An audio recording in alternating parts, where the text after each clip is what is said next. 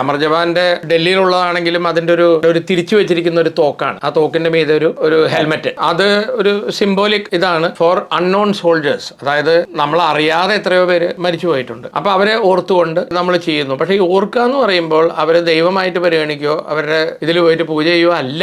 ഈ ഒരു മോട്ടിവേഷണൽ അല്ലെങ്കിൽ അവരുടെ ഒരു മൊറാൽ ബൂസ്റ്റിംഗ് ഇപ്പൊ സർവീസിൽ നിൽക്കുന്നവരും ഭർത്താവിനെ നഷ്ടപ്പെട്ട് വീട്ടിലിരുന്ന് കരഞ്ഞുകൊണ്ടിരിക്കുന്ന ഭാര്യമാരും കാണുമ്പോൾ ഈ രാജ്യം അവരെ ഓർക്കുന്നുണ്ടല്ലോ, ഇവർക്ക് വേണ്ടിയിട്ടാണല്ലോ എന്റെ ഭർത്താവിന്റെ ജീവൻ പോയത് എന്നുള്ളൊരു അവരുടെ ഒരു ദുഃഖം കോമ്പൻസേറ്റ് ചെയ്യാൻ നമ്മൾ കാണിക്കുന്ന ഒരു നന്ദിയാണ് ഗ്രേറ്റ്ഫുൾ. പല ഫോറിൻ രാജ്യങ്ങളിലും കല്യാണത്തിന് മുമ്പ് പോലും അമർ ജവാൻ വിസിറ്റ് കമ്പൽസറി ആയിട്ടുള്ള, എനിക്ക് തോന്നുന്നു ഫ്രാൻസ് ആണ് പറഞ്ഞ ഇപ്പൊ പെട്ടെന്ന് പേര് വരുന്നത്. അവിടെ ചെന്ന് അമർ ജവാനിൽ ചെന്ന് അവിടെ ഇട്ട് അവിടെ നിന്നുള്ള സർട്ടിഫിക്കറ്റ് കൊണ്ടുവന്നാലേ കല്യാണം രജിസ്റ്റർ ആവുള്ളൂ. അതുപോലെ വെറ്ററൻസ് ഡേ ഇംഗ്ലണ്ടിലും എല്ലാ സ്ഥലങ്ങളിലും അമേരിക്കയിലൊക്കെ ഉണ്ട്. അന്ന് അവിടെ പൊതു അവധിയാണ്. വെറ്ററൻ എന്ന് പറഞ്ഞു കഴിഞ്ഞാൽ റിട്ടയർഡ് ആയിട്ടുള്ള സീനിയർ ആയിട്ടുള്ള പട്ടാളക്കാരെ ഉദ്ദേശിച്ചിട്ടാണ്. പട്ടാളം എന്ന് പറയുമ്പോൾ ആർമി, നേവി, എയർഫോഴ്സ് എല്ലാവരും കൂടിയിട്ട്. വളരെ ഫേമസ് ആയിട്ടുള്ള ഐ തിങ്ക് ടോണി ബ്ലെയർ ഒറ്റ പ്രൈം മിനിസ്റ്റർ ആയിരുന്നപ്പോൾ അദ്ദേഹം അന്ന് ഓഫീസിലേക്ക് അവധിയായിരുന്നെങ്കിലും എന്തോ ഒരു കാര്യത്തിന് വേണ്ടി പോകുമ്പോൾ വയസ്സായിട്ടുള്ള ഒരു പട്ടാളക്കാരൻ മെഡലൊക്കെ വെച്ച് എന്തോ ഒരു പരിപാടി അറ്റൻഡ് ചെയ്ത് തിരിച്ചു വരുമ്പോൾ അദ്ദേഹം വണ്ടി നിർത്തി അദ്ദേഹത്തിന്റെ വണ്ടിയിൽ ഈ പട്ടാളക്കാരനെ കയറ്റി അദ്ദേഹത്തിന്റെ വീട്ടിൽ കൊണ്ടിറക്കി പിന്നെയാണ് ഓഫീസിൽ പോയെന്നാണ്. അത്രയൊന്നും ചെയ്യണ്ട, എന്നാലും അവരെ ബഹുമാനിച്ചില്ലെങ്കിലും കുഴപ്പമില്ല. എന്താ മലയാളത്തിൽ പറയില്ലേ, വന്നിച്ചില്ലെങ്കിലും നിന്ദിക്കരുത് എന്നുള്ളൊരു ആറ്റിറ്റ്യൂഡ്.